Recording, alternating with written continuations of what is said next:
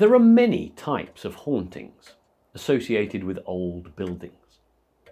How many stories have you read of unquiet spirits who walk the empty halls of boarding schools or manor houses after lights out, weeping their sorrows and striking fear into anyone who might awaken and hear their cries? Perhaps you've read of cowled figures that stand alone in churchyards, resting their bony white hands upon the gravestone of a lost husband or wife. Spirits who are seemingly trapped in an endless loop of despair, the embodiment of a forgotten love story deprived of a satisfying conclusion.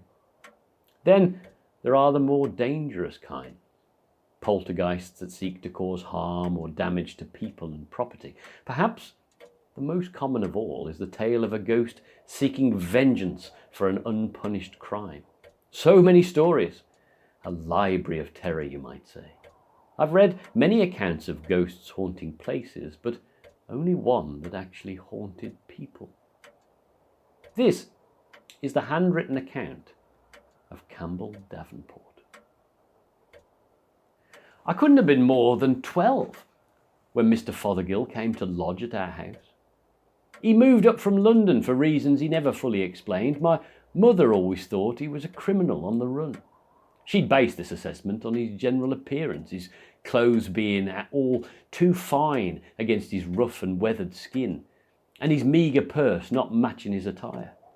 When she asked him for a month's rent up front, he was only able to pay for a week at a time, claiming he'd been robbed on the train and he would have to wait till the end of the month to recoup his loss.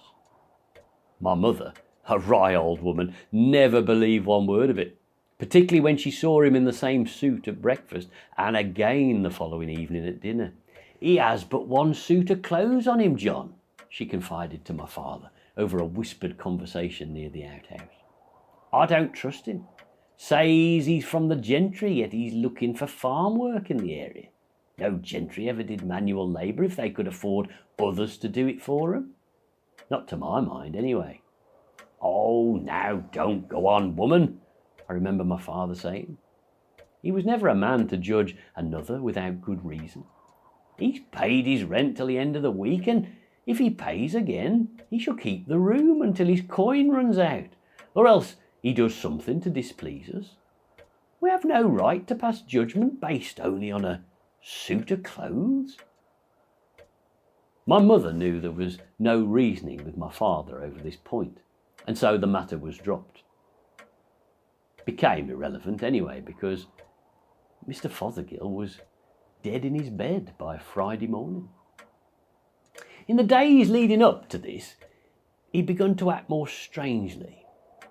To begin with, he was perfectly pleasant, always on time for meals, always courteous to his hosts, and making very little noise to be of any disturbance to the household. He came here to Rayford in search of lodgings after he lost his home in a house fire, and he took a job as an estate labourer at Lambrick. The pay was meagre, but it would cover his rent. I think I was the first to notice his stare.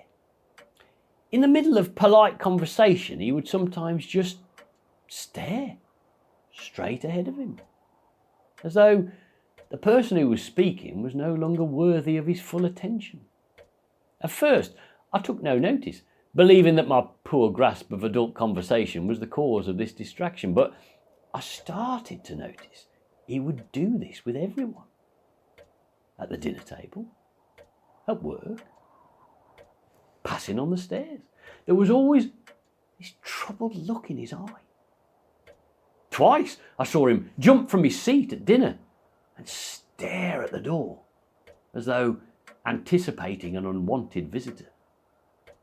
As you can imagine, this behaviour only added fuel to my mother's already burning desire to remove him from the house. And it was only the peacemaking skills of my father that kept Mr. Fothergill under our roof. But they didn't keep him safe. It was the Thursday evening that he confided to me about the Ghast. We were walking back across the estate together, and it was after work, and it was a long walk, and I'd grown used to talking alone with this man, but the comfort of a companion over these dark fields was always most welcome anyway. We picked blackberries along the way, gleefully spoiling our dinner as we talked about the day.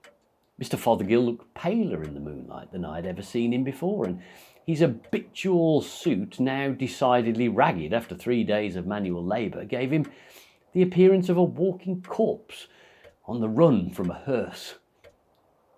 "What do you think happens to us when we die, lad?" he asked me through blackberry-stained lips. "Well, we go to heaven, Mr. Fothergill," I reeled off my well-practised response. "All of us?" "Well, them what has done good with their lives," I clarified. "And what happens to them what have done bad?" "Well, they go to hell, Mr. Fothergill." "And when there's no more room in hell?" Before I could answer, I saw the change in his face. His gaze had drifted to my shoulder, and I knew he was looking at something across the lake behind us. "I don't know, Mr. Fothergill," I whispered, suddenly uncomfortable with this conversation. "Let's go home," I added, but it was more of a plea than a question. "I think they look for new bodies," was all he said. And then he started laughing. And he wouldn't stop. The noise became threatening, and I slowly moved away from him, afraid that he might suddenly turn his full attention upon me again. But he kept gazing back across the lake, his eyes wide with terror. And I ran. I ran until I thought my lungs would burst with the effort. I didn't give in to the pain in my legs or the pounding of my heart. I got to the house and I hammered upon the door with a fury I have never experienced again. I took the clip on the ear from my father and the outrage of my mother at disturbing the peace as a just reward for still being alive. I was too exhausted from my run to explain myself properly, but the purple juice trailing down my chin like a vampire's kiss was all the damning evidence my parents needed.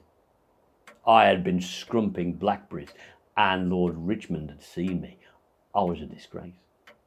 I was sent to my room, and there I remained until Mr. Fothergill's scream woke the whole household, just before dawn. I only saw him for a moment before my father pushed me from the room and closed the door. His face was a mask of despair, eyes bulging and lips drawn back over crooked teeth, to release a scream of unbridled terror. The doctor took his body away an hour later. Heart attack most likely, we were told. He'd overworked himself at the farm, pushed his body too far. My parents accepted this as fact. I did not. We cleared his room, and beneath his mattress we found a letter. The envelope was blank, a missive meant to be read by the first person who found it. We took it to Reverend Walton, and he read it aloud. "I have seen the Ghast. It was there the night of the house fire, and it's been with me ever since. I was not meant to survive. That is clear to me. I am taking up the space allotted for it. I have become the extra body that threatens to sink the ship. I have to move on. It will not rest until my life is over. I never went back to save Mary. I should have done, but the coward within me kept me out in the street listening to her screams. I was meant to try and save her. We were meant to die together. I remember the crowd of people who gathered outside the burning building, drawn there like moths to a flame. The Ghast was among them. They couldn't see him, but he was staring straight at me, laughing, always laughing. I'm the joke that needs a punchline, and only my death will bring the curtain down. I've kept away from the area, moved around as much as I could, but it's always with me. Even here in Rayford, I see it all the time." My mother dismissed the letter as the ravings of a deranged mind, and my father kept his own counsel upon the matter. We never spoke of it again. For many years my last meeting with Mr. Fothergill played out in my dreams night after night, only this time, whenever I saw his eyes begin to drift towards the lake, I would find myself turning round. Even now, the thought of what I might see standing over there makes my heart race. The Ghast, the spirit of the unborn waiting to take our place. What would such a thing look like?